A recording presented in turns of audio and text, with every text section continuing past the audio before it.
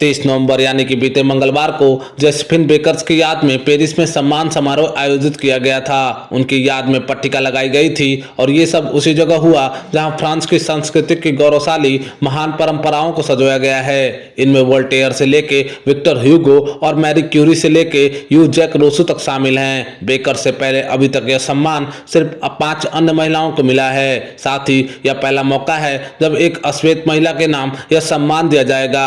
तो आज के वीडियो हम जाने वाले हैं जोसेफिन बेकर्स के बारे में कि कौन है जोसेफिन बेकर्स और क्यों इनकी सम्मान में पेरिस में सम्मान समारोह आयोजित किया गया था। तो वीडियो में बने रहें। इससे पहले आप हमारे चैनल पर नए हैं तो चैनल को प्लीज सब्सक्राइब करें और बेल आइकन प्रेस करना ना भूलें। बेकर मूल रूप से अमेरिकी थी। दुनिया आज भी उन्हें उनके उत्तेजक और सम्मोहक डांस परफॉर्मेंस की वजह से जानती है। बेकर का पूरा नाम फेड्रा जैस्मिन मैकडॉनल्ड था और आज भी उनका नाम 20वीं सदी के सबसे मशहूर कल्चरल आइकन में से एक है। लेकिन बेकर सिर्फ एक डांसर नहीं थी। द्वितीय विश्व युद्ध के दौरान वह एक नायिका के तौर पर सामने आई और उसके बाद उनकी शख्सियत का एक रूप सिविल राइट एक्टिविस्ट यानी कि नागरिक अधिकार कार्यकर्ता के तौर पर दुनिया ने देखा। अपने पूरे जीवन के दौरान बेकर ने अलग अलग तरह की चुनौतियों का सामना किया और चुनौतियों को पार भी किया। सांस्कृतिक चुनौतियों से लेके नस्लीय भेदभाव की चुनौती, हर अड़चन को उन्होंने डटकर सामना किया। बेकर का जन्म 3 जून 1906 के मिसौरिया के सेंट लुइस में हुआ था। उनका बचपन मुश्किलों में गुजरा और उनके पिता ड्रम बजाने का काम करते थे। जब बेकर काफी छोटी थी तभी उनके पिता ने अपने परिवार को छोड़ दिया। इसके बाद माँ ने अपने बच्चों को पालने के लिए कपड़े धोने का काम शुरू किया और परिवार की स्थिति ऐसी थी कि नन्ही बेकर को 8 साल की उम्र में ही काम करना पड़ा। इस दौरान उन्होंने काफी कुछ सहा और 14 साल की उम्र तक आते आते उनकी शादी हो चुकी थी और वो 2 बार अलग भी हो चुकी थी। उनके नाम के साथ जुड़ा सरनेम बेकर उन्हें उनके दूसरे पति से मिला।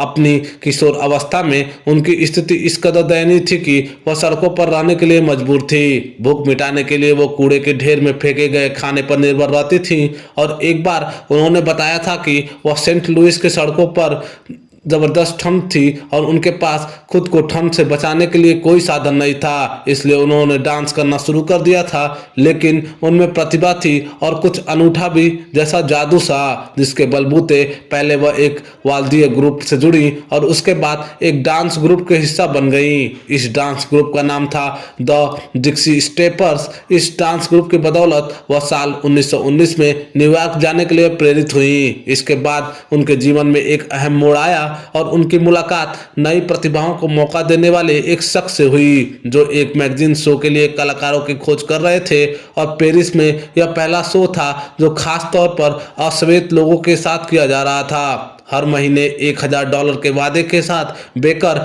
फ्रांस पहुंच गई और जहां से उनकी जिंदगी हमेशा हमेशा के लिए बदल गई।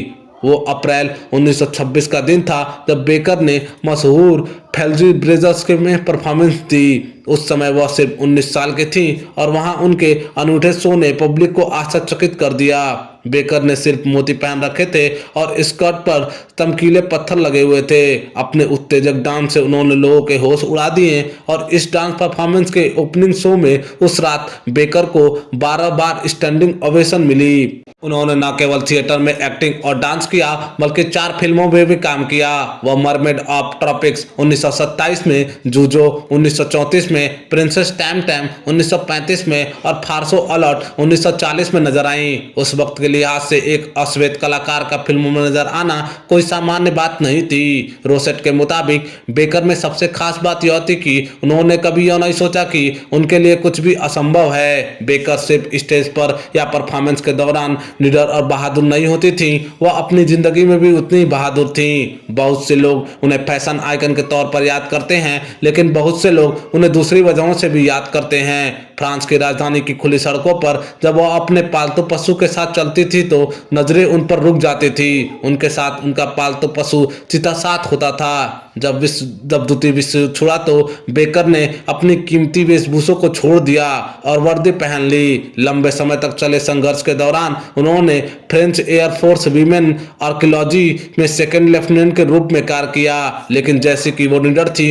उन्होंने अपनी शोहरत का फायदा उठाया और जासूसी भी की। अपने संपर्क और मिलने वाले निमंत्रण का फायदा उठाते हुए उन्होंने दुश्मन सेना की गतिविधियों के बारे में भी जानकारी प्राप्त की। उनके योगदान के लिए उन्हें चार्ल्स डी गॉल द्वारा लेजन ऑफ ऑनर और मेडल ऑफ रेस्टिमेंट से सम्मानित किया गया था। साल 1963 में तत्कालीन ऑर्टी जनरल रॉबर्ट कैनी की मदद से अमेरिका वापस आने के बाद उन्होंने नागरिक अधिकार आंदोलन के नेता मार्टिन लूथर किंग के साथ वाशिंगटन के प्रसिद्ध मार्च में भी हिस्सा लिया था। सैन्य वर्दी पहने वह एकमात्र महिला थी जिन्होंने लोगों को संबोधित किया था। वह अपने समय में दुनिया की सबसे अमीर अश्वेत महिला रही थी और बेकर अपनी जिंदगी के आखिरी सालों में दिवालिया हो गई और साल 1975 में स्ट्रोक के कारण उनकी मौत हो गई। उनके अंतिम संस्कार के दौरान उन्हें सैन्य सम्मान के साथ विदाई दी गई थी। ये थी बेकर्स के जीवन की कहानी। आपको कैसी लगी हमें कमेंट सेक्शन में जरूर बताएं।